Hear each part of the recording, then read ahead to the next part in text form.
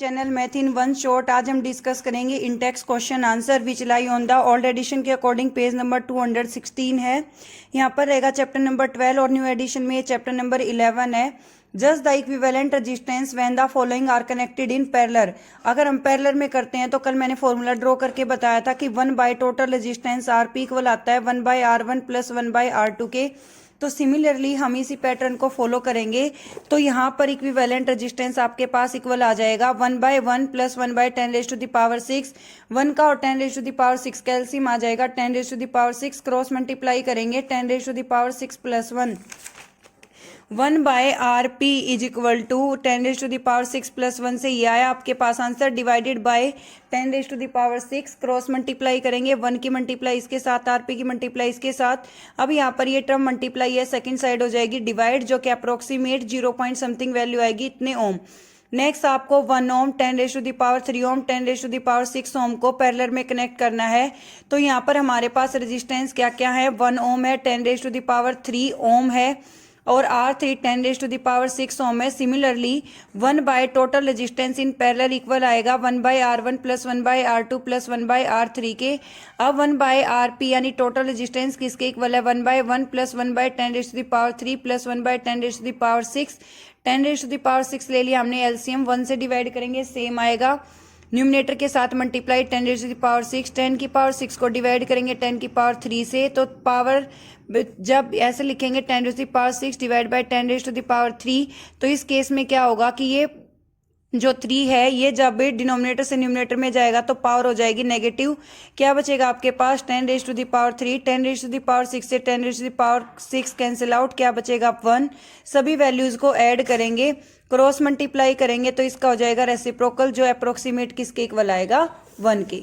Next is question number 2, an electronic lamp of 100 ohm and a toaster 50 ohm and a water filter of 500 ohm are connected in parallel. तो यहाँ पर resistance निकाले तो क्या आएगा, 1 by 100 plus 1 by 50 plus 1 by 500। यहाँ से total resistance आ जाएगा। वोल्टेज इज 220 वोल्ट, तो यहाँ से हम आई भी निकाल सकते हैं। What is the resistance of N electric iron connected to the same source take as much current in all the 3 appliances and what is the current through it। हमें current की भी वैल्यू फाइंड आउट करनी है। तो यहाँ पर हम total resistance निकालेंगे। Resistance of electric lamp 100 ohm, resistance of toaster 50 ohm और जो आपके पास फिल्टर है उसका 500 ओम गिवन है। तीनों को हम ऐड करेंगे पैरेलल में। पैरेलल के केस में हम रेसिप्रोकल लेके चलते हैं, सीरीज का होता है तो सिंपल ऐड कर देते हैं। पैरेलल में उल्टा करके लेंगे तो क्या आएगा, 1 by 100 plus 1 by 50 plus 1 by 500। 150 और 500 कैल्शियम आ गया 500। 500 को जब आप 100 से डिवाइड करेंगे तो आपके पास आएगा 5 और 5 की मल्टीप्लाई हो जाएगी 1 के साथ। 50 से जब आप 500 को डिवाइड करेंगे आपके पास आएगा 10 प्लस 500 से 500 कैंसिल आउट क्या आ जाएगा प्लस 1, तो ये आ जाएगा 16 डिवाइड बाय 500। क्रॉस मल्टीप्लाई करेंगे 16 इंटू RP 1 इंटू 500, तो RP resistance in parallel equal आ जाएगा 500 डिवाइडेड बाय 16 के 31.25 ओम।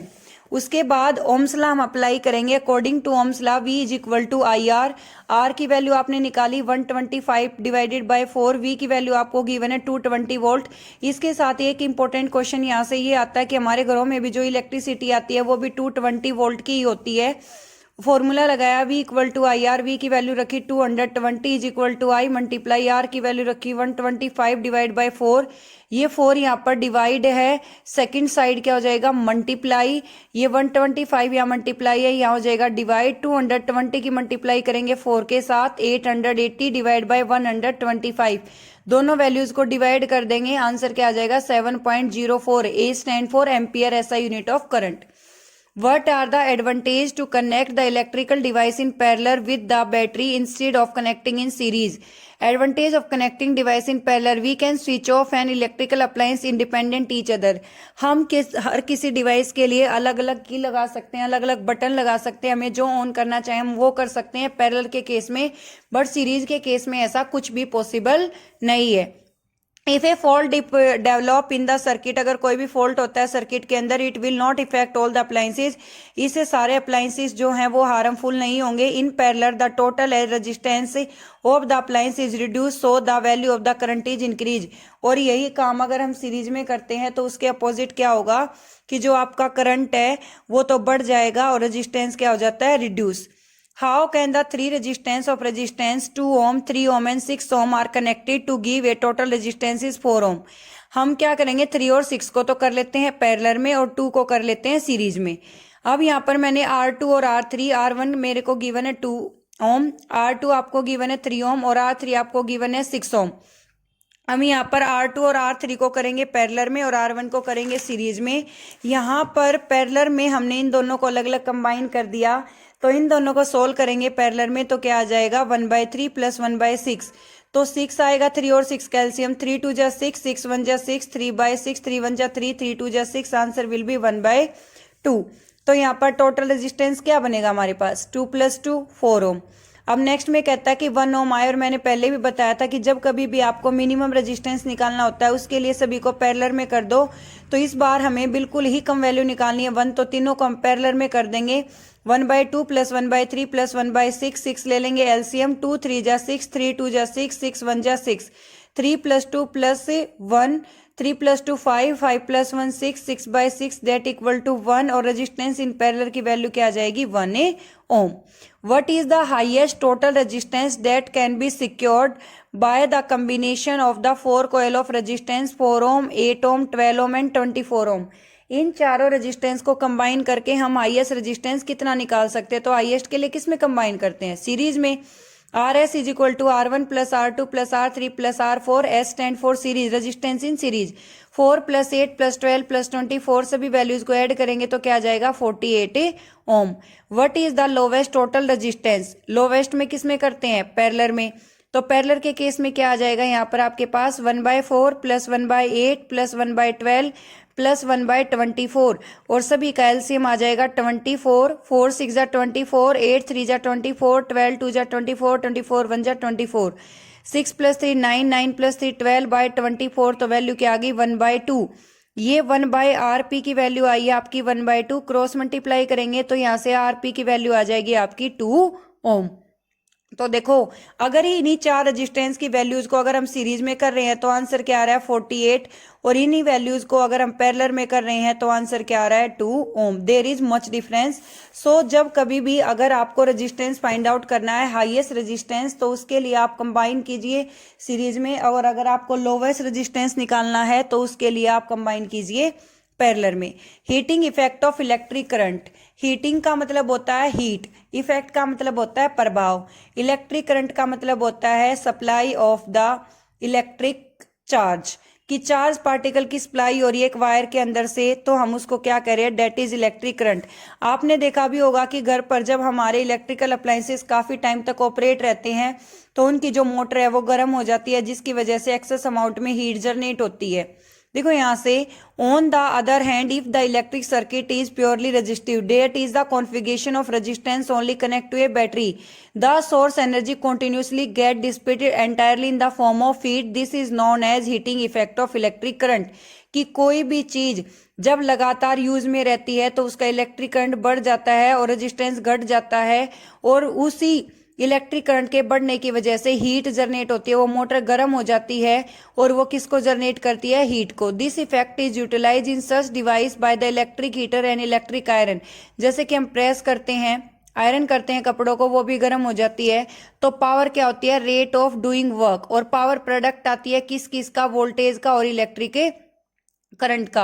अब इलेक्ट्रिक करंट क्या होता है, सबसे पहला रिलेशन था इस चैप्टर का, Q = I × T, तो यहाँ पर T I के साथ मल्टीप्लाई है, सेकंड साइड लेके जाएंगे तो क्या हो जाएगा, डिवाइड, तो P = V × I की वैल्यू रखेंगे Q/T, और Q/T को हम क्या कह सकते हैं, I। हीट क्या होती है, H = VIT, इसको हम डिफरेंट फॉर्म में भी कन्वर्ट कर सकते हैं, जूल्स लॉ ऑफ हीटिंग इसी के ऊपर डिपेंड है। अगर मैं V की वैल्यू रख देती हूँ IR, V = IR है ओम्स लॉ से, और यहाँ पर मैं V की जगह रख देती हूँ IR, I की जगह I रखती हूँ और T, तो क्या आ जाएगा, I 2 टाइम आ गया, 2 बार मल्टीप्लाई है तो लिखेंगे I² RT। अब जूल्स लॉ ऑफ हीटिंग इसी के ऊपर डिपेंड है। According to Joule's law of heating heat is directly proportional to square of electric current, कि जो हीट है वो डायरेक्टली प्रोपोर्शनल होती है इलेक्ट्रिक करंट के स्केयर के। Heat is directly proportional to resistance, heat is directly proportional to time. Directly proportional कहने का मतलब ये है कि जितनी ये क्वांटिटी बढ़ेंगी उतनी हीट भी क्या हो जाएगी, आपकी इंक्रीज हो जाएगी। Look from here, according to Joule's law of heating directly proportional to square of current for a given resistance, वही सेम है। Directly proportional to resistance, directly proportional to the time for which the current flows through the resistor. Same, इस चीज को हम skip कर देते हैं इस कंसेप्ट से, जो कि बहुत ज्यादा इंपॉर्टेंट है। बहुत बार सीबीएसई के एग्जाम्स में पूछा भी गया है, इन फ्यूचर एचबीएसई में पूछा जा सकता है। ऑल इंडिया बोर्ड के लिए इंपॉर्टेंट क्वेश्चन है Joule's law of heating. I repeat it again, according to Joule's law of heating heat is directly proportional to square of electric current, heat is directly proportional to the resistance, heat is directly proportional to the time.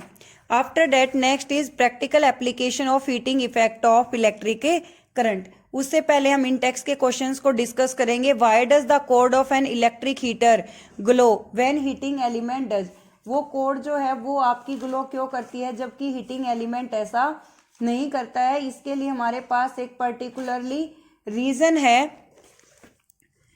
The resistance of heating element is a high, heating element का resistance ज्यादा होता है। Therefore it get heated upon a very high temperature, start glowing. On the other hand cord of the electric heater get a but its temperature remain comparatively low so it does not glow, उसका जो temperature वो कम होता है जिसकी वजह से वो glow नहीं कर पाता।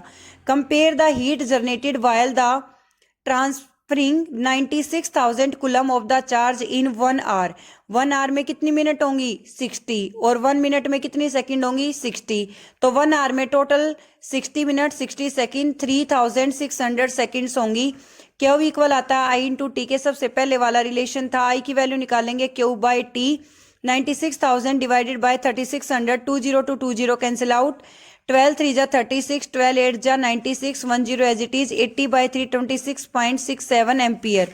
अब फॉर्मूला का यूज करेंगे तो सबसे पहला रिलेशन था H is equal to V I T, H is equal to I square R T है तो हमने बाद में निकाला था। V की वैल्यू रखेंगे 510, I की वैल्यू आई 80/3, T की वैल्यू है 3600, 3 से कैंसिल आउट किया 1200, 48 with number of zeros 8, 48 multiply 10⁻⁸ joule. An electric iron of resistance, electric iron का रेजिस्टेंस गिवन है 20 ohm, take a current of 5 ampere. I की वैल्यू गिवन है, R की value given है, टी की वैल्यू गिवन है। तो यहाँ पर हम फॉर्मूला लगाएंगे H is equal to I square R T. I की वैल्यू हमने क्या रखी 5 मल्टीप्लाई 5 मल्टीप्लाई आर की वैल्यू रखी हमने 20 मल्टीप्लाई 30, 3 2 जा 6, 6 5 जा 30, 35 जा 150 और 2 जीरोज रहेंगी एज इट इज। 5 5 जा 25, 25 2 जा 50, 53 जा 150, 2 जीरोज एज इट इज। तो क्या आ जाएगा 15,000 जूल। ये आपकी होगी total energy. Thank you so much for watching, bye.